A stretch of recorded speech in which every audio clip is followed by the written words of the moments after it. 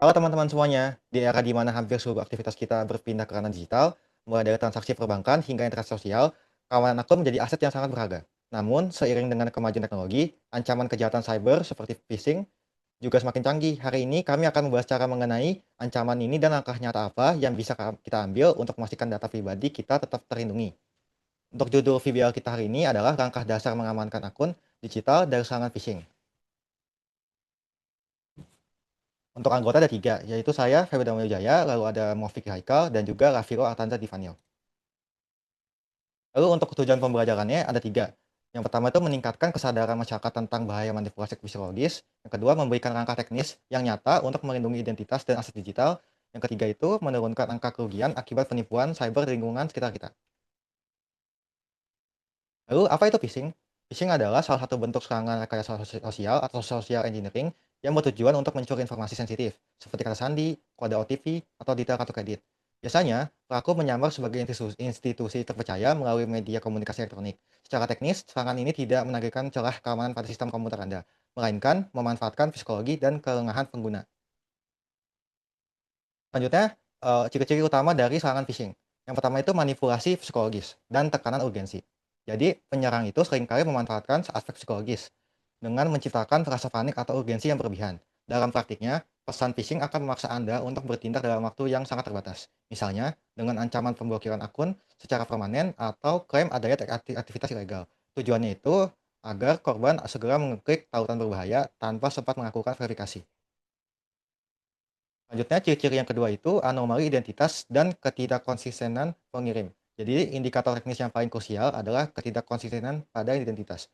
Institusi resmi tidak akan pernah menggunakan alamat email gratisan atau nomor telepon pribadi yang tidak terverifikasi. Sebagai pengguna yang waspada, Anda harus selalu memeriksa domain email pengirim. Penipu seringkali menggunakan nama yang sangat mirip, namun memiliki perbedaan satu karakter atau simbol yang janggal, guna mengelabui mata yang kurang teliti. Oke, kita lanjut indikator serangan phishing ciri-ciri utama yang ketiga. Yang ketiga ini ada eksploitasi antusiasme melalui tawaran tidak masuk akal. Nah, yang ketiga ini metode lain yang sering digunakan adalah pemberian iming-iming keuntungan finansial atau hadiah yang tidak pernah didaftarkan sebelumnya oleh korban. Jadi, tawaran itu berupa undian berhadiah, subsidi, atau pembagian kupon gratis merupakan umpan klasik atau memicu rasa penasaran si korban. Di balik tawaran menggiurkan ini, biasanya terdapat situs palsu yang dirancang khusus untuk merekam data kredensial Anda saat Anda mencoba melakukan klaim terhadap hadiah tersebut. Nah, selanjutnya ada proteksi utama. Jadi ada proteksi utama yaitu yang pertama multifactor authentication atau bisa disingkat MFA. Nah, MFA ini atau verifikasi dua langkah adalah mekanisme keamanan yang mewajibkan pengguna untuk memberikan dua jenis bukti identitas sebelum diberikan akses ke sebuah akun. Nah, secara teknis, MFA ini bekerja berdasarkan tiga faktor utama. Yang pertama itu sesuatu yang kita ketahui atau berupa password. Yang kedua, sesuatu yang kita miliki berupa perangkat seluler atau kunci keamanan. Dan yang terakhir, sesuatu yang ada pada diri kita sendiri atau biometrik. Dengan mengaktifkan fitur ini, kita menciptakan penghalang berlapis yang sangat sulit ditembus oleh peretas. Karena meskipun kata sandi kita berhasil dicuri melalui teknik phishing, aksesnya itu tetap akan tertutup tanpa adanya faktor verifikasi kedua yang hanya berada di bawah kendali fisik kita. Nah, selanjutnya, bagaimana langkah praktis kita mengaktifkan MFA ini? Itu ada 4. Yang pertama itu, buka pengaturan keamanan, yaitu masuk ke menu pengaturan pada akun email, medsos, atau perbankan, dan cari opsi keamanan atau privasi. Yang kedua, pilih verifikasi dua langkah, yaitu aktifkan fitur Two-Factor Authentication atau 2FA atau MFA. Yang ketiga itu pilih metode verifikasi, yaitu gunakan metode yang paling aman, disarankan menggunakan aplikasi autentikator seperti Google Authenticator atau Microsoft Authenticator. Atau bisa juga kita melalui kode SMS atau email. Nah, yang terakhir itu simpan kode cadangan, yaitu selalu simpan kode cadangan atau backup codes yang diberikan oleh sistem di tempat yang aman untuk berjaga-jaga jika kita kehilangan akses ke perangkat utama. Nah, selanjutnya ada teknik verifikasi tautan dan keamanan URL. Nah, ketelitian dalam memeriksa alamat URL ini atau bisa disebut juga Uniform Resource Locator adalah kunci utama untuk menghindari jebakan situs palsu.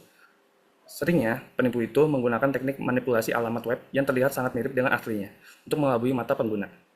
Beberapa taktik umum meliputi penggunaan domain yang salah ketik atau bisa disebut juga typo squatting, terus juga ada penambahan kata-kata tambahan di depan atau di belakang domain. Selanjutnya ada hingga penggunaan top level domain atau TLD yang tidak lazim seperti .net atau .info untuk menggantikan .com atau .id. Nah, kita juga harus selalu memastikan bahwa nama domain utama yaitu kata sebelum akhiran itu harusnya pasti .com atau .id adalah benar-benar milik instansi resmi tersebut sebelum memasukkan data kredensial apapun. Oke, selanjutnya itu ada tabel perbandingan URL asli dan palsu. Nah, di sini ada 4 atribut yang bakal kita bahas. Di sini ada entitas, terus URL resmi atau yang versi aman. Yang ketiga itu juga ada URL phishing atau versi yang bahaya, sama yang terakhir itu taktik penipuannya. Oke, kita mulai dari contoh yang pertama. Di sini taktik penipuan itu dipakai dengan menambahkan tanda hubung dan kata umpan untuk memicu panikan. Oke, ini kita coba contoh dengan perbankan ya. Nah, di sini ada URL resmi dari BCA.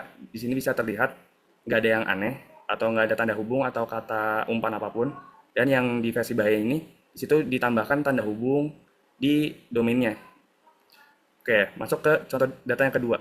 Di sini teknik penipuan itu memakai manipulasi karakter atau mengganti huruf I besar dengan I yang kecil. Nah, ini contohnya itu di sosmed. Ini kita bisa lihat di domainnya Instagram, di situ I-nya kecil dan yang versi bahayanya itu I-nya itu jadi besar. Oke, contoh yang ketiga itu teknik penipuannya itu adalah dengan menggunakan domain yang salah atau instansi resmi biasanya itu jarang menggunakan akhiran .net atau .org. Nah, ini contohnya e-commerce. Nah, untuk domain Shopee-nya sendiri itu berakhiran dengan .co.id, tapi versi yang bahayanya itu biasanya bukan .co.id, malahan .net, .org atau selain itu. Nah, untuk contoh yang terakhir, itu taktiknya itu menggunakan domain yang mencurigakan, atau biasanya menggunakan akhiran gratisan atau murahan seperti .xyz. Nah, kita bisa lihat contohnya di entitas pendidikan, di mana BINUS itu udah pasti originalitasnya itu .ac.id, tapi di sini dia menggunakan akhiran TLD-nya pakai .xyz. Oke, selanjutnya adalah langkah mitigasi jika kita terlanjur menjadi korban. Pada bagian ini, kita masuk ke langkah mitigasi jika kita terlanjur menjadi korban phishing. Langkah pertama dan paling krusial adalah reset password secara menyeluruh. Begitu kita sadar akun kita mungkin sudah bocor, hal pertama yang harus dilakukan adalah segera mengganti kata sandi akun yang terdampak. Password yang digunakan harus kuat, minimal 12 karakter, dan merupakan kombinasi huruf besar, huruf kecil, angka, serta simbol. Selain itu, jika password yang digunakan di akun lain, maka semua akun tersebut juga wajib diganti. Hal ini penting untuk mencegah serangan lanjutan seperti kredensial stuffing, di mana pelaku mencoba satu data login ke banyak platform sekaligus. Oke, selanjutnya setelah kita mengganti password pada ketentuan yang sebelumnya, yang nomor 1, langkah selanjutnya adalah memutus seluruh akses yang masih aktif. Hampir semua platform saat ini menyediakan fitur global logout atau logout dari semua perangkat. Fitur ini bisa ditemukan di menu keamanan atau sesi aktif. Secara teknis, langkah ini menghapus seluruh session token yang masih tersimpan. Artinya jika pelaku masih login dari perangkat lain, mereka akan otomatis dikeluarkan dan tidak bisa masuk kembali tanpa password baru. Oke, langkah berikutnya adalah melakukan audit keamanan akun. Kita perlu mengecek informasi penting seperti email pemulihan, nomor telepon, dan pengaturan keamanan lainnya. Dalam banyak kasus, pelaku phishing diam-diam mengubah data pemulihan agar mereka tetap punya akses cadangan. Selain itu, kita juga perlu memeriksa riwayat login terakhir, termasuk lokasi dan alamat IP. Jika ditemukan aktivitas yang mencurigakan, itu menjadi tanda bahwa akun kita pernah atau masih diakses oleh pihak lain. Oke, jika phishing sudah menyebabkan kerugian yang serius, terutama finansial, maka pelaporan menjadi langkah yang sangat penting. Segera hubungi layanan resmi dari instansi terkait seperti bank atau platform digital untuk membekukan akun atau transaksi sementara. Selain itu, kumpulkan bukti berupa tangkapan layar pesan phishing, email, atau website palsu, lalu laporkan ke pihak berwenang atau melalui portal aduan cyber pemerintah. Langkah ini penting untuk proses investigasi dan juga sebagai pelindung hukum jika data kita disalahgunakan di kemudian hari. Oke. Sebagai penutup, dapat kita simpulkan bahwa keamanan digital dimulai dari diri sendiri. Kejahatan siber, khususnya phishing, akan terus berkembang mengikuti kemajuan teknologi. Namun kewaspadaan dan ketelitian pengguna tetap menjadi pertahanan utama. Dengan memahami cara kerja phishing, mengaktifkan keamanan berlapis seperti MFA, serta melakukan verifikasi sebelum bertindak, kita telah ikut menciptakan ekosistem digital yang lebih aman. Mari kita terapkan prinsip sederhana namun penting, sering sebelum sharing dan verifikasi sebelum percaya. Sekian presentasi dari kelompok kami, kurang lebihnya mohon maaf dan terima kasih.